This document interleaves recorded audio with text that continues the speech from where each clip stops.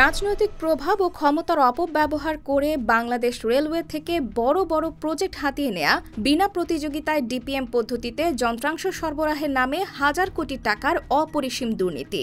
আর এসব করতে সরাসরি ব্যবহার করেছেন নিজের ছেলে ও শ্যালককে।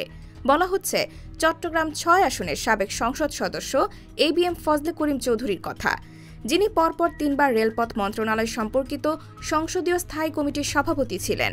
আর এর মাধ্যমে প্রভাব খাটিয়ে নানান অসৎ উপায় অবলম্বন করে বনে যান কোটি কোটি টাকার মালিক। নিজেকে পরিণত করেন রেলওয়ের নতুন কালো বিড়ালে।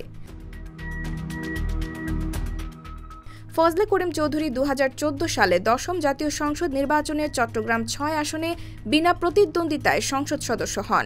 এরপর তিনি প্রথমবার বাংলাদেশ রেলপথ মন্ত্রণালয় সম্পর্কিত সংসদীয় স্থায়ী কমিটির সভাপতি হিসেবে প্রথমবার দায়িত্ব নেন। তো হয়ে দ্বিতীয়বার রেলপথ মন্ত্রণালয় সম্পর্কিত সংসদীয় স্থায়ী কমিটির সভাপতি হন।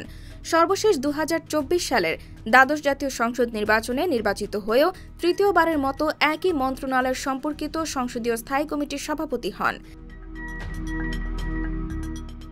একাধারে ১০ বছর রেলপথ মন্ত্রণালয়ের সংসদীয় স্থায়ী কমিটির সভাপতির দায়িত্বে থাকাকালে তিনি রাজনৈতিক প্রভাব ও ক্ষমতার অপব্যবহার করে বাংলাদেশ রেলওয়ে থেকে বড় বড় প্রজেক্ট হাতিয়ে নেন এবং বিনা প্রতিযোগিতায় ডিপিএম পদ্ধতিতে যন্ত্রাংশ সরবরাহের নামে করেছেন হাজার কোটি টাকার দুর্নীতি। এক্ষেত্রে তিনি সরাসরি ব্যবহার করেছেন তার ছেলে ফারাজ করিম চৌধুরী ও শ্যালক খান মোহাম্মদ এহসানকে।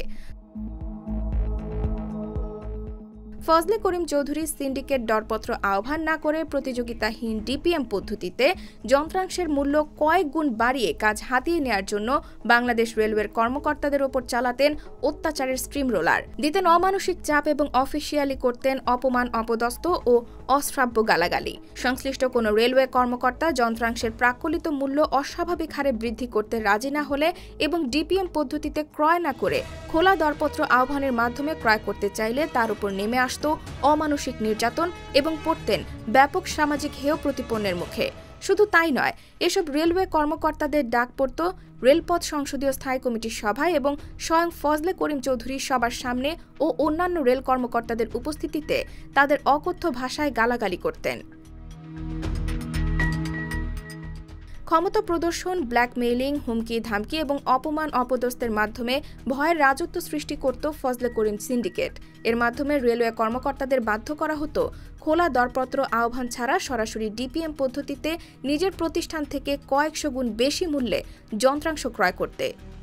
২০১৬ সালে প্রতিষ্ঠার পর থেকে চাঁদাবাজি স্টাইলে প্রতি মাসে ২-৪-৫ কোটি টাকার কাজ নিয়মিতভাবে আদায় করে নিত তার কোম্পানি। ফারাজ করিমের ব্যক্তিগত আয়ের অন্যতম প্রধান উৎস ছিল এই ব্যবসাটি।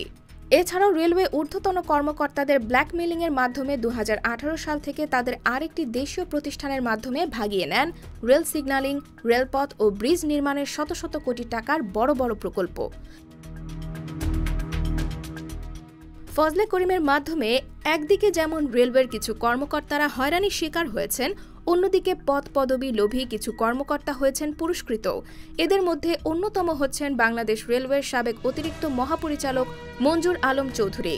বাংলাদেশ রেলওয়েতে ডেমোর যন্ত্রাংশ ক্রয়, ১০ লোকোমোটিভ ইঞ্জিন ক্রয়, করোনা সামগ্রী ক্রয় ও অন্যান্য অনেক দুর্নীতির বিষয়ে বারবার অভিযোগ হওয়া এবং দুদকের অনুসন্ধানের পরও তিনি ফজলে করিম ও রেলমন্ত্রীদের দাপটে থেকে যান ধরাছোঁয়ার বাইরে। তিনি একাধারে রেলমন্ত্রী মুজিবুল হক ও নুরুল ইসলাম সুজনের খুবই ঘনিষ্ঠ ব্যক্তি ছিলেন।